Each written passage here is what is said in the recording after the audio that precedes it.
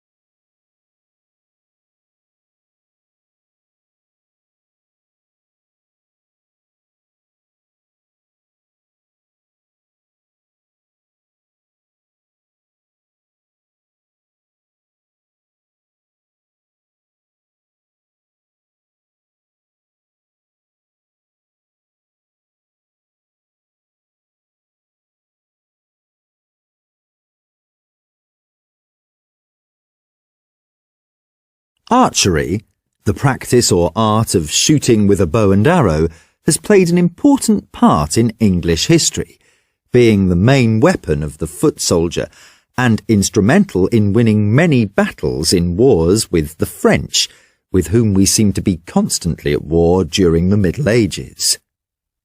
The English favoured the long bow over the short bow and the crossbow, the latter being the main firearm of militaries on the European continent. The crossbow fired a metal bolt released by a trigger, rather like a gun, and had the longest range of any of the bows. But the main advantage of the longbow was its accuracy. The importance placed on archery is illustrated by the fact that medieval kings in England encouraged the practice, and one of them, Edward III, went so far as to ban all sports on Sundays and holidays except archery. Because there were no standing armies in those days, and in the event of war rulers had to call on the populace, everything was done to make sure there were large numbers of competent, if not expert, archers to recruit.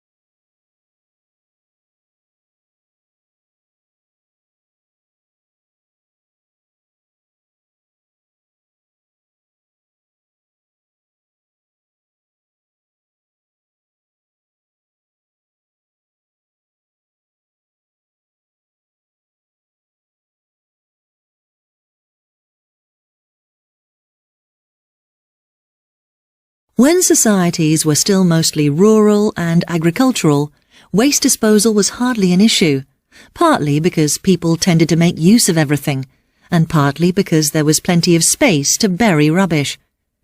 It was when societies became predominantly urban and industrial that problems arose, mainly to do with health. City authorities had a hard time trying to find efficient ways of getting rid of all the rubbish.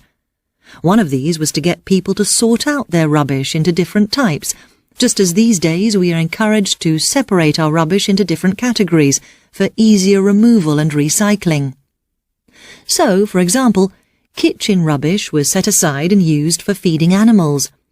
However, fears of disease put an end to that. In fact, it wasn't until the 20th century that all waste was simply thrown together and ploughed into landfills.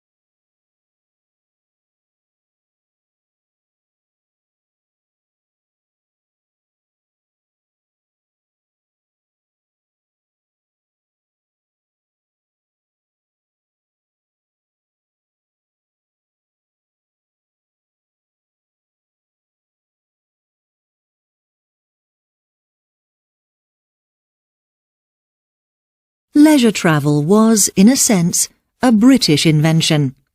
This was mainly due to economic and social factors. Britain was the first country to become fully industrialised, and industrial society offered growing numbers of people time for leisure. This, coupled with improvements in transport, especially the railways, meant that large numbers of people could get to holiday resorts in a very short time. Modern mass tourism, of a sort we can easily recognise today, began in 1841, when Thomas Cook organised the first package tour, in which everything was included in the cost: travel, hotel, and entertainment. To cater for the large numbers of new holidaymakers, holiday camps were established, both on the coast and in the countryside, and they became immensely popular. Their popularity declined, however, with the rise of cheap overseas tours, which gave many people their first opportunity to travel abroad.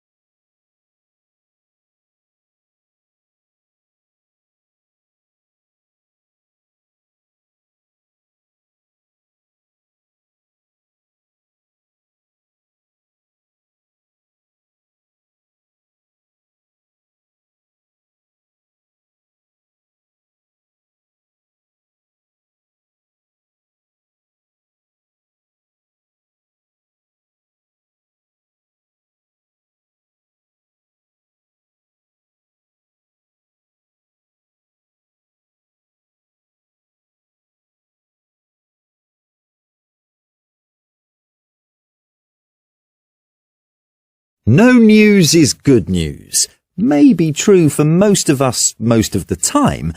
After all, we don't look forward to unpleasant things happening to us. But bad news is good news is true for those who work in the news media, and I suspect for the rest of us at least some of the time. It is tied up with stories and our seemingly insatiable need for stories.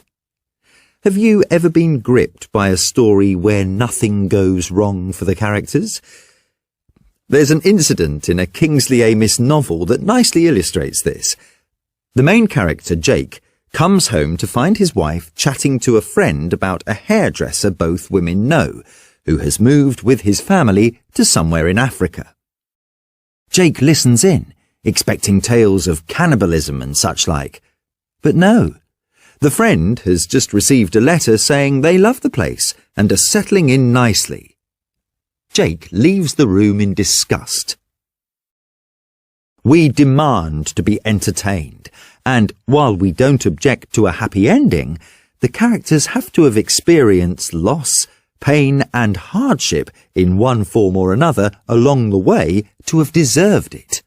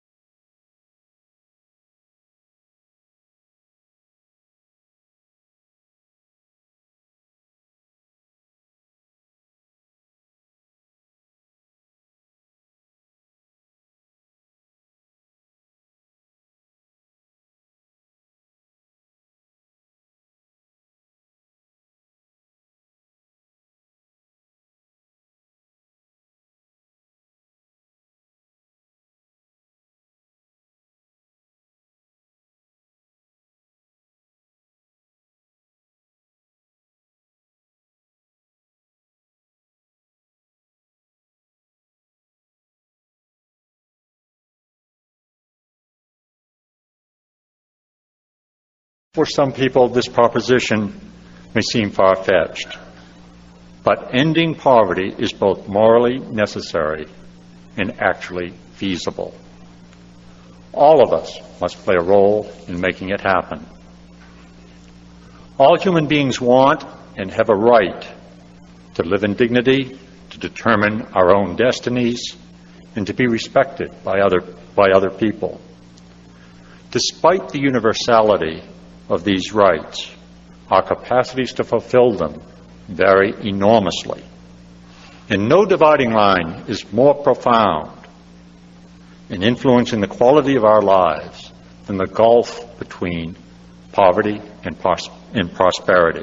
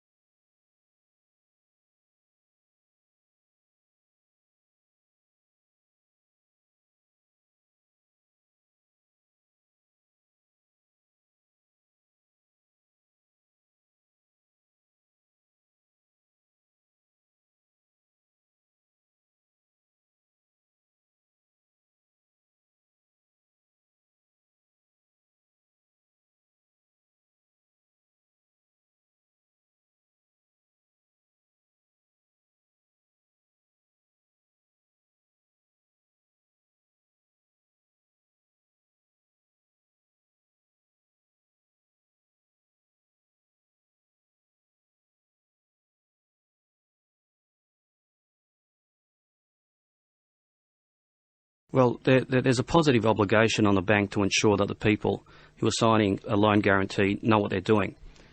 Loan guarantees are kind of unique in that someone is giving security or a guarantee and placing themselves at risk for someone else, and they receive nothing material in return.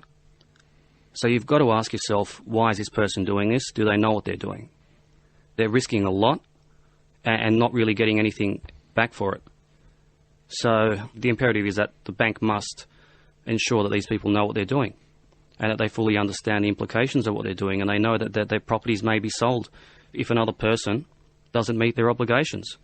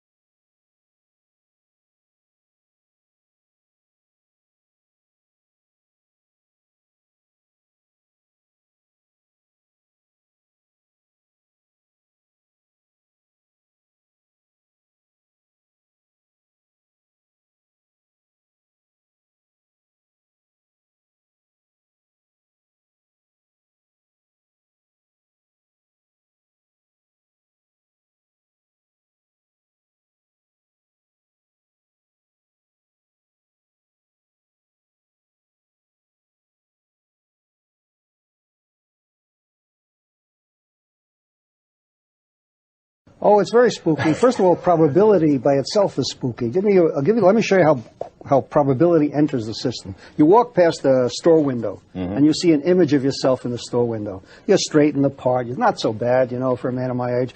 The guy in the store window who's fooling around with mannequins, he sees you, and you see yourself. What does that mean? A stream of photons from sunlight leaves your face, heads for the store window. Let's consider one of them. It has a choice. It can go right through so that the guy behind the window can see you, or it could be reflected from the store window. Some fraction of them are reflected, some of them go through. What determines that? What determines the future of that photon? And countless such examples teach us that it's random, that it's a throw of the dice.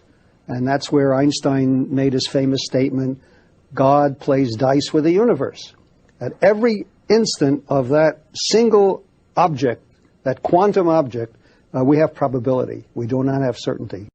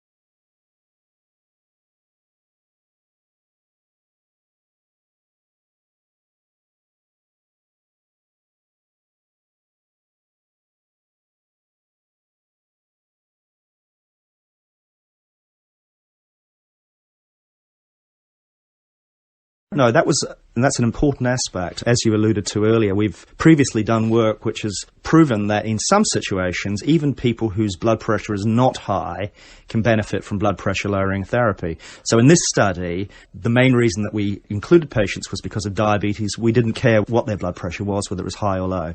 And our objective was to see whether or not lowering average or below average blood pressure in diabetics was beneficial, and the results suggested that irrespective of whether your blood pressure was high or low, if you had diabetes, you benefited.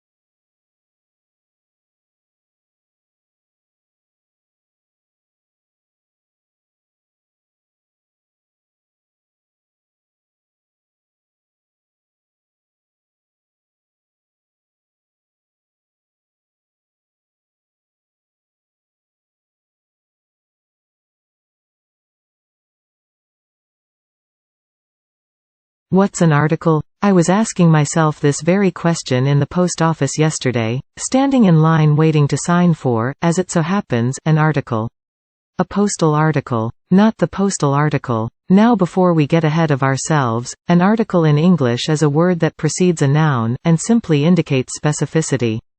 This sounds quite complicated, and to be honest, it's quite complicated to say without spraying everyone within 15 feet, but the concept's quite simple. The definite article in English is the word, the, and indicates a specific thing or type. For example, the train is an hour late. By contrast, the indefinite article in English is any of the words, a, an, or, some, and the indefinite article indicates a non-specific thing. For example, would you please pass me an apple? We always precede a word with, a, if it doesn't start with a vowel sound. For example, take a hike. I'm spending a weekend at Bernie's, or there's a knight in shining armor. Similarly, we precede words with the indefinite article, an, if they do start with a vowel sound, for example, an ostrich, an enormous mess, or an occupational health and safety policy.